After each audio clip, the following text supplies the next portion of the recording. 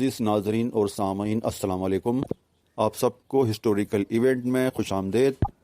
آج ہم آپ کو ہلاکو خان کا واقعہ تفصیل سے بیان کریں گے، تو چلیے چلتے ہیں. کسی قوم کی یکجہتی جب انتشار کا شکار ہوتی ہے تو اس کی دفاعی قوت میں دراڑیں پڑ جاتی ہیں. کوئی قوم اگر اپنے محور سے ہٹ جاتی ہے تو اس کی شرادہ بندی منتشر ہونا شروع ہو جاتی ہے. ایسے ہی جب کسی قوم کا مرکز کمزور ہو جاتا ہے تو نہ صرف مختلف صوبوں کے عالم بغاوت و سرگشی کے خواب دیکھنے لگتے ہیں، بلکہ بیرونی قوتیں بھی اس قوم کی کمزوریوں سے فائدہ اٹھانے کے لیے تانگ جھانک کرنے لگتی ہیں. یہی حال بغداد کی خلافت کا بھی ہوا. قوم میں یکجہتی نہ رہی، مرکز کمزور ہو گیا، صوبے بغاوت پر اترنے لگے.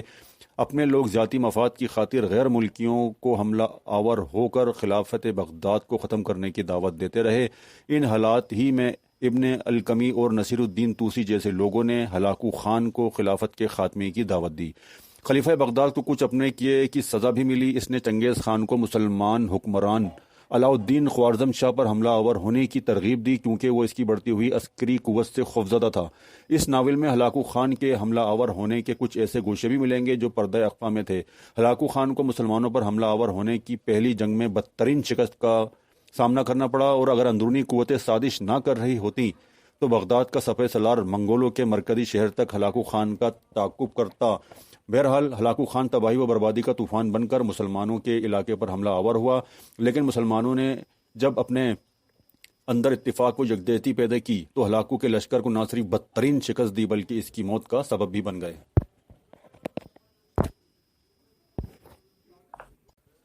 650 ہجری کا وہ سرد ترین دن تھا. کوہستان قزوین میں رات گہری ہوتی جا رہی تھی. چاروں طرف چپ اور خاموشی کا عالم تھا.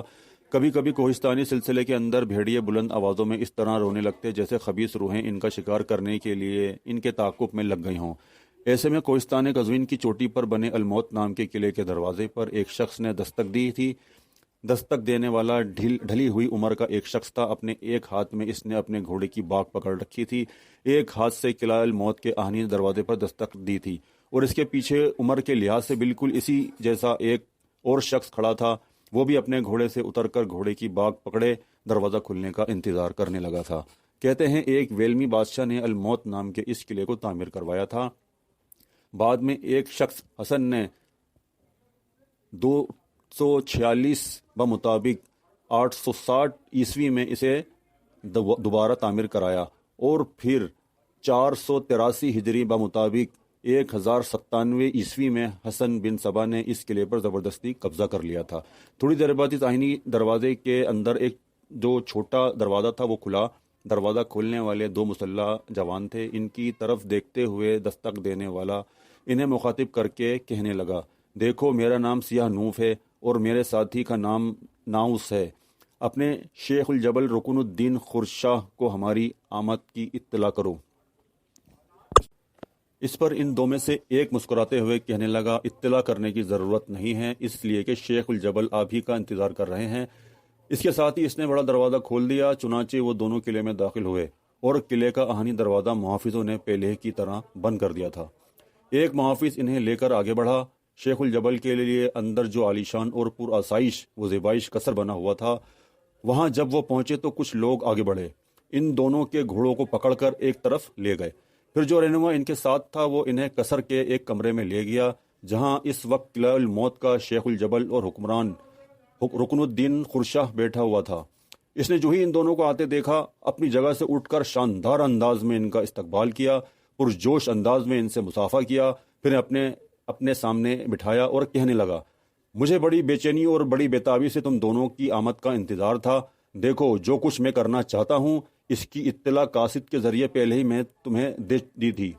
ایک بار میں تمہیں اپنے مقصد سے آگاہ کرتا ہوں. دیکھو جب تک بغداد میں بنو عباس کی حکومت ہے، ہمارا یہ مسکن اور ہماری یہ طاقت و قوت دن بدن کمزور ہوتی چلی جائے گی، اور پھر ایک دن ایسا آئے گا کہ ہمارا نام و نشان مٹ جائے گا.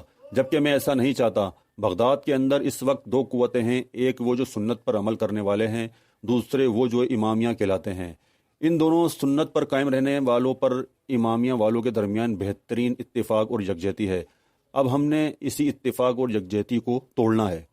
سنت والوں اور امامیہ والوں دونوں گروہوں کو آپس میں لڑانا ہے. جب یہ دونوں لڑ کر کمزور ہوں گے، ایک دوسرے کا گریبان پکڑیں گے اور پھر یہ نوبت یہ آئے گی کہ ایک دوسرے کا قتل عام کریں گے، تب وہ ذوف کا شکار ہو جائیں گے، اور اب پھر ہم اپنی قوت کو حرکت میں لا کر بغداد میں اپنی خلافت قائم کر لیں گے۔ یہ ہمارا اصل مقصد ہے، اور اس مقصد کو حاصل کرنے کے لیے تم بہترین کردار ادا کر سکتے ہو۔ 2 دن یہاں آرام کرو، تیسرے دن یہاں سے بغداد کی طرف کوچ کرو۔ تم دونوں کے ساتھ میرے 20 فدائی بھی بغداد کی طرف جائیں گے۔ جس کسی سے بھی تم مایوس ہو، میرے یہ فدائی تمہارے کہنے کے مطابق اس کا خاتمہ کرتے چلے جائیں گے۔ دیکھو، سب سے پہلے امامیہ والوں کو بھڑکانا، انہیں سنت و الجماعت کے خلاف ایسا بنانا جیسے تازہ ثقیل کی ہوئی تلوار۔ مزید یہ کہ بغداد میں امامیہ والوں کے 2 محلے یا یوں کہہ لو 2 بستیاں ہیں، ایک کرخ اور دوسری حلہ۔ تم دونوں میں سے ایک کرخ میں اور دوسرا حلہ میں قیام کرے گا۔ فی الحال تم سنت و الجماعت والوں کو فراموش کر دو، ان کی باری بعد میں آئے گی۔ پہلے اپنا پورا زور امامیہ والوں پر لگاؤ اور انہیں سنت و الجماعت والوں کے خلاف بھڑکاؤ۔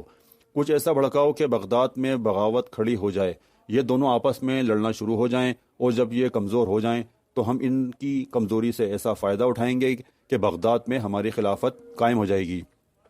بغداد میں کچھ آدمیوں سے بچ کر رہنا، وہاں کچھ ایسے لوگ بھی ہیں جو بڑے زبردست، یوں کہہ سکتے ہو کہ دراز دست ہیں، اور جنگ کا خوب تجربہ رکھنے کے ساتھ تلوار کے دھنی بھی ہیں، اور انہیں تمہاری کاروائیوں کی خبر نہیں ہونی چاہیے۔ پہلا شخص فتح الدین داؤد ہے، جو بغداد کے لشکریوں کا سالار اعلیٰ ہے۔ دوسرا شخص مجاہد الدین ایبک ہے، یہ بھی بغداد کے لشکریوں کا سالار ہے۔ تیسرا ان دونوں سے انتہائی خطرناک اور سانپ کی طرح ڈس لینے والا ہے، یہ منصور بن احمد ہے۔ چوتھا جو منصور بن احمد کا بڑا حامی اور دوست ہے، وہ حسام الدین چوکندار ہے، یہ ترک ہے۔